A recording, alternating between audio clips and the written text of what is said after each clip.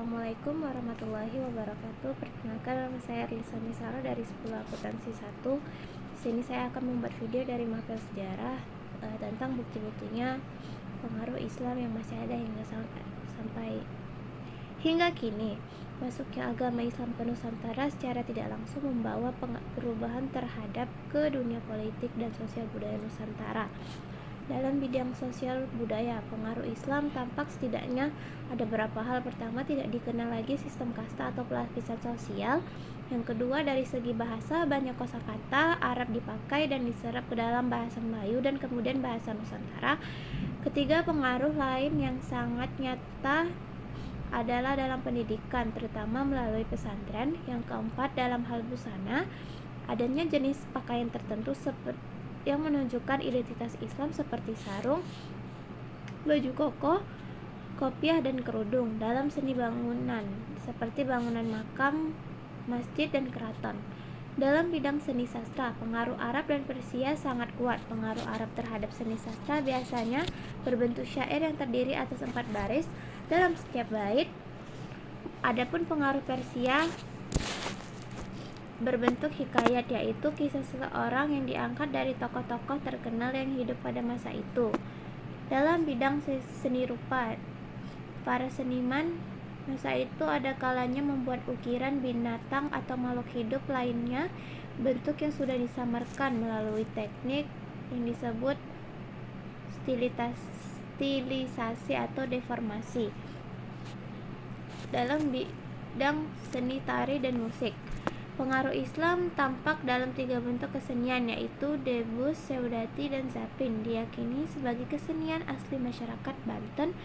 Debus menjadi salah satu sarana penyebaran agama Islam. Tari seudati adalah nama tarian dari Provinsi Aceh. Seudati berasal dari kata syahadat yang berarti bersaksi terhadap tiada Tuhan selain Allah dan Nabi Muhammad utusan Allah.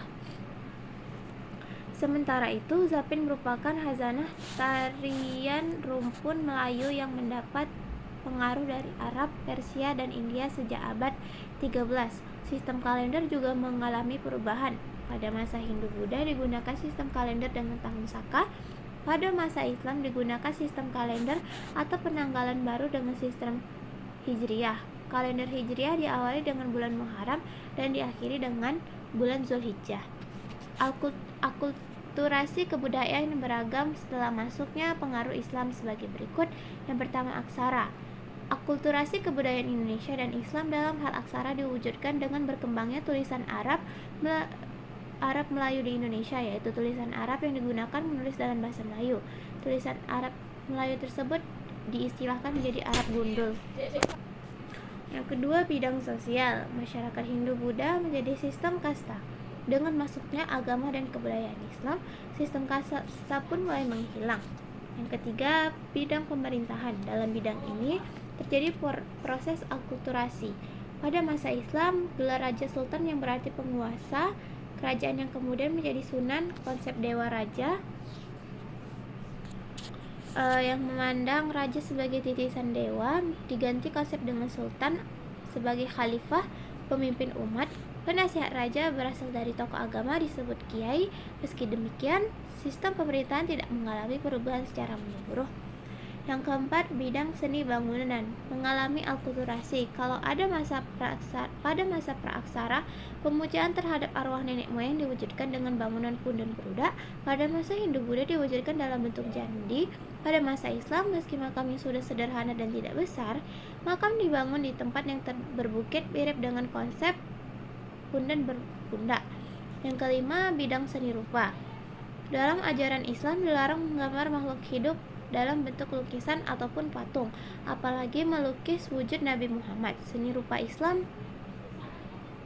bahkan mengolah kaligrafi menjadi motif hias.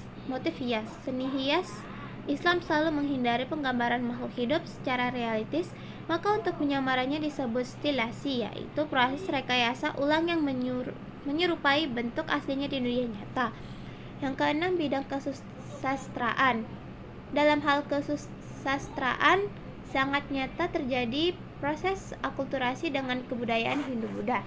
Karya sastra memang dipengaruhi oleh sastra Islam yang berasal dari Persia. Misalnya dalam kisah Bayan Budiman, Amir Hamzah dan cerita 1001 Malam, namun pengaruh Hindu dan Jawa atau lokal juga masih nyata. Yang ketujuh, bidang seni pertunjukan. Pada masa praaksara, wayang atau pertunjukan boyang-bayang telah dilakukan sebagai salah satu media penghubung antara manusia dan roh nenek moyang. Orang yang mementaskan perantara disebut saman. Yang kedelapan, upacara. Akulturasi dalam upacara tampak pada upacara pernikahan, kelahiran, dan kematian. Tata cara pernikahan berakulturasi kebudayaan pra-Islam. Selain dipanjatkan doa dengan menggunakan bahasa Arab, acara siraman, selamatan, dan sesaji yang merupakan peninggalan zaman Hindu-Buddha juga dimasukkan sebagai salah satu bagian dari rangkaian upacara pernikahan.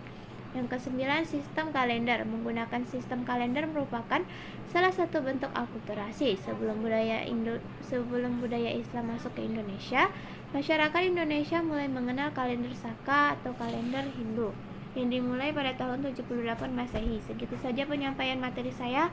Saya akhiri. Wassalamualaikum warahmatullahi wabarakatuh.